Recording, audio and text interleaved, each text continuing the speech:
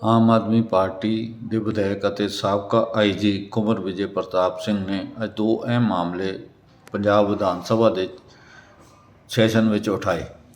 ਉਹਨਾਂ ਨੇ ਕਿਹਾ ਕਿ ਬੇਅਦਬੀ ਦਾ ਮਾਮਲਿਆਂ ਦੀ ਜਿਹੜੀ ਜਾਂਚ ਹੈ ਉਹ ਕਿਸੇ ਕਿਨਾਰੇ ਨਹੀਂ ਲੱਗਦੀ ਜਾਪਦੀ।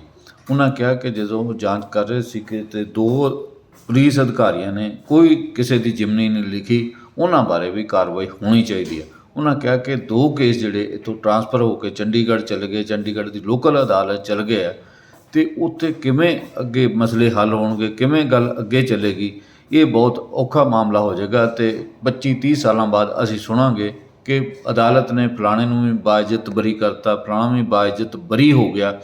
ਸੋ ਇਸ ਮਾਮਲੇ ਬਾਰੇ, ਇਸ ਕੇਸ ਬਾਰੇ ਸਰਕਾਰ ਨੂੰ ਪੂਰੀ ਗੰਭੀਰਤਾ ਨਾਲ ਜਿਹੜੀ ਗੱਲਬਾਤ ਚਲਾਉਣੀ ਚਾਹੀਦੀ ਹੈ। ਇਸ ਮਾਮਲੇ ਨੂੰ ਜਿਹੜਾ ਉਹ ਕਿਸੇ ਕਿਨਾਰੇ ਲਾਇਆ ਜਾਣਾ ਚਾਹੀਦਾ। ਦੂਜੀ ਉਹਨਾਂ ਨੇ ਗੱਲ ਕੀਤੀ ਕਿ ਜਿਹੜਾ MSP ਗਰੰਟੀ ਕਾਨੂੰਨ ਆ, ਇਹਨੂੰ ਬਣਾਉਣ ਲਈ ਸਰਕਾਰ ਨੂੰ ਪਹਿਲ ਕਦਮੀ ਕਰਨੀ ਚਾਹੀਦੀ ਹੈ ਤਾਂ ਕਿ ਕਿਸਾਨਾਂ ਨੂੰ ਜਿਹੜਾ ਵਾਜਬ ਜਿਹੜੇ ਕੀਮਤ ਜਿਹੜੀ ਆ ਉਹਨਾਂ ਦੀਆਂ ਜਿਣਸਾਂ ਦੀ ਮਿਲ ਸਕੇ। ਸੋ ਅੱਜ ਦੂਜੇ ਦਿਨ ਵੀ ਕੁੰਵਰ ਵਿਜੇ ਪ੍ਰਤਾਪ ਨੇ ਕੁਝ ਮਸਲਿਆਂ ਦੇ ਉੱਪਰ ਗੱਲ ਕੀਤੀ ਅਤੇ ਉਹ ਅਹਿਮ ਮਾਮਲਾ ਜਿਹੜਾ ਜਿਹਨੂੰ ਬੜੀ ਦੇਰ ਤੋਂ ਉਠਾਉਣਾ ਚਾਹੁੰਦੇ ਸੀਗੇ ਉਹਦੇ ਬਾਰੇ ਵੀ ਉਹਨਾਂ ਨੇ ਗੱਲ ਕੀਤੀ। ਅਤੇ ਉਹਨਾਂ ਨੇ ਕਿਹਾ ਕਿ ਇਸ ਮਸਲੇ ਦੇ ਬਾਰੇ ਜੇ ਹੋਰ ਕੋਈ ਨਹੀਂ ਹੱਲ ਕਰੇਗਾ ਤਾਂ ਮੇਰਾ ਦਸਵੇਂ ਗੁਰੂ ਜਿਹੜੇ ਆ ਉਹ ਜ਼ਰੂਰ ਇਸ ਮਾਮਲੇ ਨੂੰ ਹੱਲ ਕਰਨਗੇ। ਉਹਨਾਂ ਦੀ ਕਚਹਿਰੀ 'ਚ ਕੋਈ ਜਿਹੜਾ ਬਚ ਕੇ ਨਹੀਂ ਨਿਕਲ ਸਕੇਗਾ। ਉਹਨਾਂ ਨੇ ਇਹ ਗੱਲ ਕਰਦਿਆਂ ਇਹ ਵੀ ਕਿਹਾ ਕਿ ਅੱਜ ਉਹ ਲੋਕਾਂ ਨੂੰ, ਉਸ ਆਗੂ ਨੂੰ ਤਨਖਾਹੀਆ ਕਰਾਰ ਦੇ ਦਿੱਤਾ, ਇਹ ਆਪਣੇ ਆਪ 'ਚ ਇੱਕ ਸਜ਼ਾ ਹੈਗੀ ਹੈ ਅਤੇ ਇਸ ਕਰਕੇ ਬਾਕੀਆਂ ਨੂੰ ਵੀ ਇਸ ਮਾਮਲੇ 'ਚ ਬਖਸ਼ਿਆ ਨਹੀਂ ਜਾਣਾ ਚਾਹੀਦਾ ਅਤੇ ਸਰਕਾਰ ਨੂੰ ਆਪਣਾ ਜਿਹੜੀ ਜ਼ਿੰਮੇਵਾਰੀ ਉਹ ਨਿਭਾਉਣੀ ਚਾਹੀਦੀ ਹੈ। ਕਾਰਨ ਗੱਲ ਤਾਂ ਪੈਸੇ ਦੀ ਹੁੰਦੀ ਹੈ। ਕੇਂਦਰ ਦੀ ਸਰਕਾਰ ਵੀ ਆਮ ਜਨਤਾ ਹੀ ਚੁਣਦੀ ਹੈ, ਰਾਜ ਸਰਕਾਰ ਵੀ ਆਮ ਜਨਤਾ ਹੀ ਚੁਣਦੀ ਹੈ। ਆਪਸ ਦੇ ਵਿੱਚ ਬਹਿ ਕੇ ਫੈਸਲਾ ਹੋ ਜਾਵੇਗਾ ਕਿ ਕਿੰਨਾ ਪੈਸਾ ਕੇਂਦਰ ਸਰਕਾਰ ਦੇਊਗੀ, ਕਿੰਨਾ ਪੈਸਾ ਰਾਜ ਸਰਕਾਰ ਦੇਊਗੀ। ਇਸ ਕਰਕੇ MSP ਤੇ ਕਾਨੂੰਨ ਬਣਾਉਣਾ ਬਹੁਤ ਲਾਜ਼ਮੀ ਹੈ। ਔਰ ਵੈਸੇ ਵੀ ਜੋ ਐਗਰੀਕਲਚਰ ਹੈ ਸਰ, ਸਟੇਟ ਲਿਸਟ ਦੇ ਵਿੱਚ ਆਉਂਦਾ ਹੈ। 7th ਸ਼ਡਿਊਲ ਦੇ ਵਿੱਚ ਸੰਵਿਧਾਨ ਦੀ ਜੇਕਰ ਅਸੀਂ ਗੱਲ ਕਰੀਏ ਤਾਂ ਉਹ ਸਟੇਟ ਲਿਸਟ ਦੇ ਵਿੱਚ ਆਉਂਦਾ ਹੈ ਔਰ ਇਹ ਵਿਧਾਨ ਸਭਾ ਸક્ષਮ ਹੈ ਇਹ ਕਾਨੂੰਨ ਬਣਾਉਣ ਵਾਸਤੇ। ਤਾਂ ਮੇਰੀ ਬੇਨਤੀ ਹੈ ਕਿ ਇਸ ਮੁੱਦੇ ਦੇ ਉੱਤੇ ਖਾਸ ਕਰ MSP ਦੇ ਮੁੱਦੇ ਤੇ ਇੱਕ ਕਾਨੂੰਨ ਬਣਾਇਆ ਜਾਵੇ। ਮਾਨਯੋਗ ਸਪੀਕਰ ਸਾਹਿਬ, 28 ਅਗਸਤ 2018 ਇੱਕ ਛੋਟਾ सा कागज़ पंजाब विधान सभा तुसी देख सकते हो और ये 4 लाइन पंजाब विधान सभा की वैबसाइट के उत्ते है। मानयोग स्पीकर साहब, इस दे विच यही है कि उस दिन नूं 2018 28 अगस्त और 6 साल हो गए सर, 6 साल हो गए। उस दे विच यही सीगा कि जो तफ्तीश CBI कर रही है उसनूं वापस कर लिया जाए अते एक SIT का गठन किया जाए। वही SIT सीगी जिसका मैंबर मैनू भी बनाया गया सी। मानयोग स्पीकर साहब, 6 साल बाद भी दोबारा इस सदन दे विच चर्चा नहीं हुई। उस दिन सिर्फ इस मुद्दे के उत्ते चर्चा हुई सी और 28 अगस्त 2018 की कार्रवाई सदन की वैबसाइट पर मौजूद है। असी सारे वेख सकते हैं किस तरीके दे नाल जोरदार तरीके दे नाल चर्चा हुई। मानयोग स्पीकर साहब, जो लोग इधर बैठे सन आज उधर चले गए, जो लोग उधर बैठे सी वो इस सदन दे विच आउण दे काबिल नहीं रहे। एक गुरु ग्रंथ साहब जी की बेअदबी का मसला है और एक गुरु साहब ने तय करना है कि किसने इधर बैठना है, किसने उधर बैठना है, तो किसने इस सदन दे विच आउण जोगे नहीं रहना है। इस करके तुसी इस सदन की कार्रवाई नूं कल एक दिन बढ़ाओ तो विस्तारपूर्वक असी चर्चा करिए। मानयोग स्पीकर साहब, जो बेअदबी हुई सीगी ते प्रोटेस्ट होया सी, साडे कोल जिहड़ी तफ्तीश सीगी प्रोटेस्ट दी सीगी, गोलीबारी दी सीगी, बाबल कलां अते कोटकपूरा। स्पीकर साहब, प्रोटेस्ट का कारण की सी? जेकर असी गल करिए ऑन रिकॉर्ड गल करिए, सरदार त्रिलोचन सिंह जी राज सभा के मैंबर सन, वो गवाह बने सीगे और मैनू उन्होंने बयान दिता सी उन्होंने कहा कि कोई भी जो पार्डन का कागज सीगा, जो माफीनामा सीगा, उदों नहीं दिता गया। 24 सितंबर 2015 ਨੂੰ माफ़ी दी गई सी।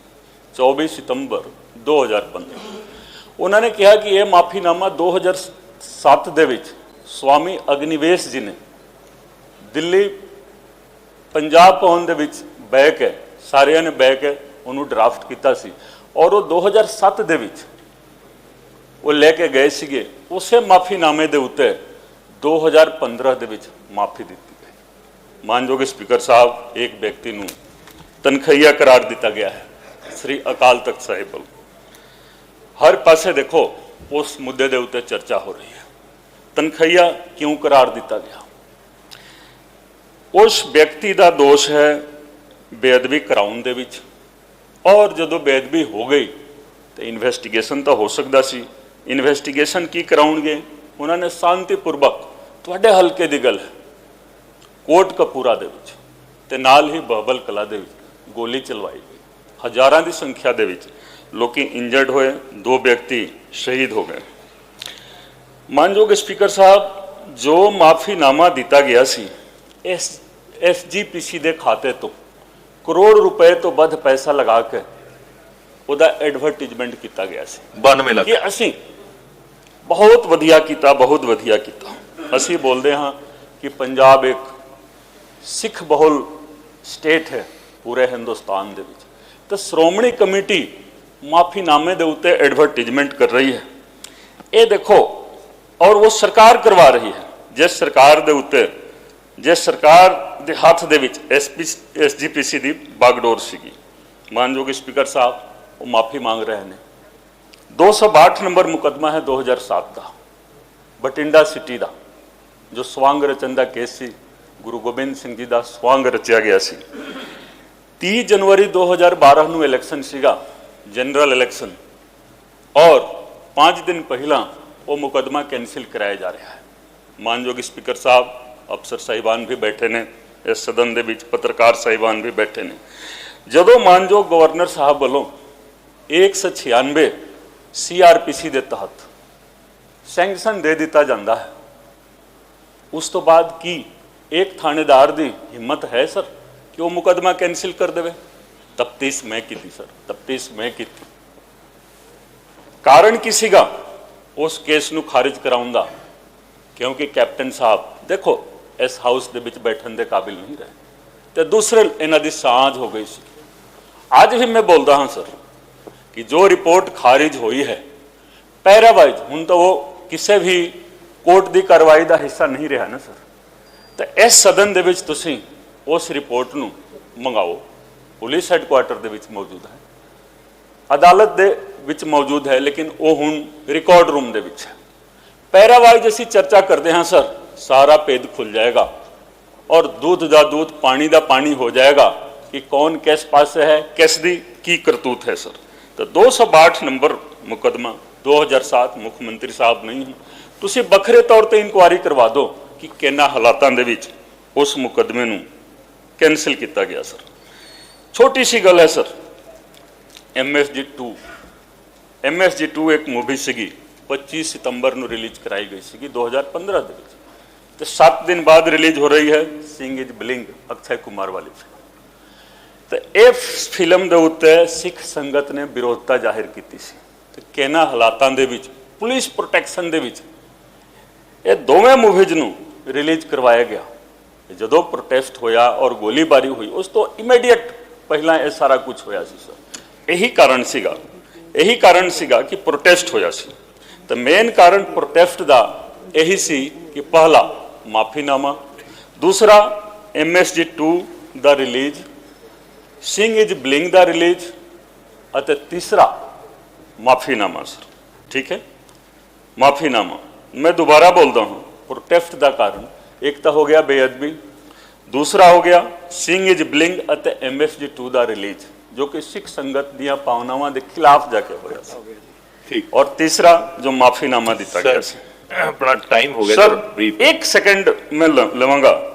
SIT ਦੀ ਗੱਲ ਹੁੰਦੀ ਹੈ, 5 ਮੈਂਬਰੀ ਕਮੇਟੀ ਸੀਗੀ, ਬਾਜਵਾ ਸਾਹਿਬ ਨੇ ਵੀ ਕੱਲ ਇੱਕ ਅਫਸਰ ਦੀ ਤਾਰੀਫ ਕੀਤੀ, सर वो अफसर कोई तफ्तीश नहीं करता सर। ऑन रिकॉर्ड है, ਤੁਸੀਂ ਪੂਰੀ SIT ਦੀ ਕਾਰਵਾਈ ਮੰਗਾ ਲਓ, ਕੇਸ ਡਾਇਰੀ ਲਿਖੀ ਜਾਂਦੀ ਹੈ ਜਿਸ ਨੂੰ ਪੰਜਾਬੀ ਦੇ ਵਿੱਚ ਅਸੀਂ ਜਿਮਨੀ ਬੋਲਦੇ ਹਾਂ। ਜੋ ਕੇਸ ਡਾਇਰੀ ਲਿਖੀ ਜਾਂਦੀ ਹੈ ਉਹ ਕੇਸ ਡਾਇਰੀ ਹੀ ਤਫਤੀਸ਼ ਦਾ ਹਿੱਸਾ ਬਣਦੀ ਹੈ। ਕਿ ਪ੍ਰਬੋਧ ਕੁਮਾਰ ਜੀ ਨੇ ਇੱਕ ਵੀ ਕੇਸ ਡਾਇਰੀ ਲਿਖੀ ਹੈ? ਆਪਣੇ ਆਪ ਨੂੰ ਬੋਲਦੇ ਸੀ ਕਿ ਮੈਂ ਤਾਂ ਸਿੱਟ ਦਾ ਮੁਖੀ ਹਾਂ। ਕੋਈ ਐਸਾ ਆਰਡਰ ਨਹੀਂ ਹੈ ਸਰ, ਕੋਈ ਐਸਾ ਆਰਡਰ ਨਹੀਂ ਹੈ। ਜੇਕਰ ਹੋਵੇ ਤਾਂ ਕੋਈ ਲਿਆ ਕੇ ਇੱਥੇ ਸਦਨ ਦੇ ਵਿੱਚ ਦਿਖਾ ਦੇਵੇ। उस व्यक्ति ने, उस अफसर ने एक भी केस डायरी नहीं लिखी है। जेकर लिखी होवे तो इत्थे लिया के रख दिता जाए sir. Number two Arunpal Singh, उन्होंने भी जेकर कोई केस डायरी एक भी जिमनी लिखी होवे तो इस हाउस दे विच सर लिया के दिखा दिता जाए। नंबर 3 तो मैं सीगा सर कुंवर विजय प्रताप सिंह। मैं जुर्रत की केस डायरी लिखन दी। मैं केस डायरी लिखी सर, कहा गया कि देखो 2 अफसरां नूं इन्हां ने बाईपास किया। लिखना चाहिए सी उन्हां लोकां नूं। जेकर मैं भी छड्ड दिंदा तो केस डायरी कौन लिखदा, तफ्तीश कौन करदा, किस तरीके दे नाल तफ्तीश हुंदी। तो इस चीज़ की भी इंक्वायरी कराओ तुसीं। तुहाडी चेयर दे विच बहुत पावर है कि प्रमोद कुमार और अरुणपाल सिंह ने एक भी केस डायरी क्यों नहीं लिखी, किन्हां हालातां दे विच नहीं लिखी ते किस नूं बचाउण वास्ते नहीं लिखी सर। SIT उस तो बाद बनी जदों मैं नौकरी छड्ड दित्ती। तो जो SIT पहला बनी हुई सी कैप्टन साहब वालों मेरी नौकरी छड्डन तो बाद 2 SITयां बनाई गई। एक SIT कोट कपूरा वाली, उन्होंने केस नूं रफा दफा कर दिता सर। दूसरी SIT बनी बाबल कलां वाली। बाबल कलां केस सर वो ट्रांसफर होकर फरीदकोट की मानयोग जिला अदालत तो डिस्ट्रिक्ट कोर्ट चंडीगढ़ दे विच आ गया है सर। असीं हर अदालत की प्रेस्टीज दे उत्ते, हर अदालत दे मान दे उत्ते मान महसूस करते हैं। लेकिन सर तुसी देखो, जो गवाह अपने पिंड तो चल के फरीदकोट जिला हैडकुआटर ते नहीं आ सकते सी, असी पिंडा दे विच जा के बयान लिखते सी कि वो गवाह चंडीगढ़ दे विच आउणगे गवाही देने वास्ते। वो भी सर 2015 का मसला है और 2024 हो गया। पंजी तो हो सकता है कि चार्ज फ्रेम हो जाए तो वो कार्रवाई कोर्ट दे विच शुरू होवे। तो कि 10 साल बाद पहला तो यही देखना है कि किन्ने गवाह इस वेले लाइव ने, किन्ने गवाह इस मुल्क दे विच मौजूद ने। कई तो बाहर चले गए, पैसे पूछे दे के सर दोषियों ने, दोषी बहुत ताकतवर ने सर, बाहर भेज दिता गया। तो इस केस दे विच एक दिन ये होना है 20 साल बाद, 25 साल बाद कि फलाने नूं बाइज्जत बरी कर दिता गया, फलाने नूं बाइज्जत बरी कर दिता गया। लेकिन एक अदालत ऊपर भी है सर, गुरु गोबिंद सिंह जी की अदालत। उस अदालत तो बरी होना बहुत मुश्किल का काम है सर, बहुत मुश्किल का काम है। और उत्थे रोजाना तौर पर सुनवाई चल रही है सर। एक होर बहुत इंपॉर्टेंट गल है सर, बहुत इंपॉर्टेंट गल, मैं रिजाइन कर दिता सर।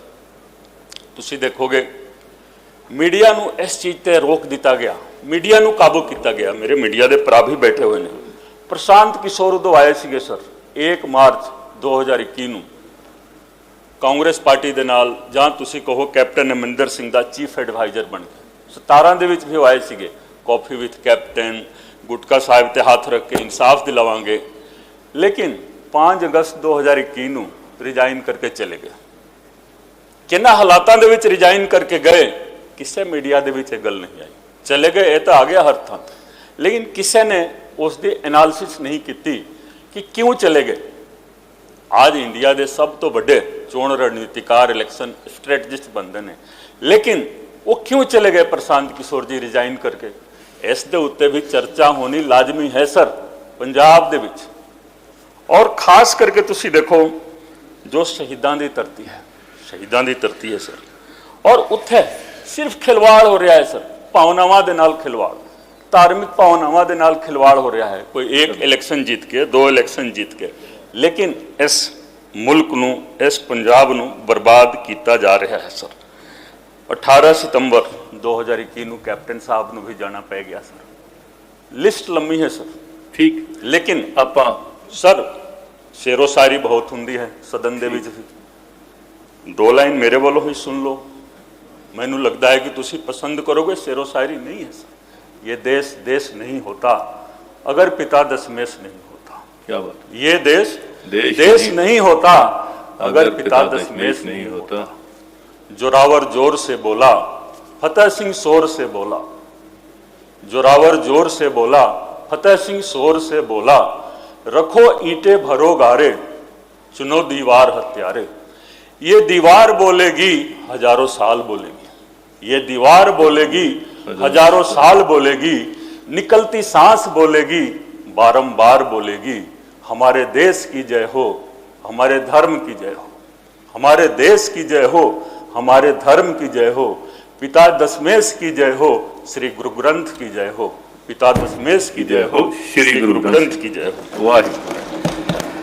गुरु साहब फरमाਉਂਦੇ ਆ, मानसा के दिवालों कोई नस भज निकले, हर दिवालों कोई किथे जाया। सो अज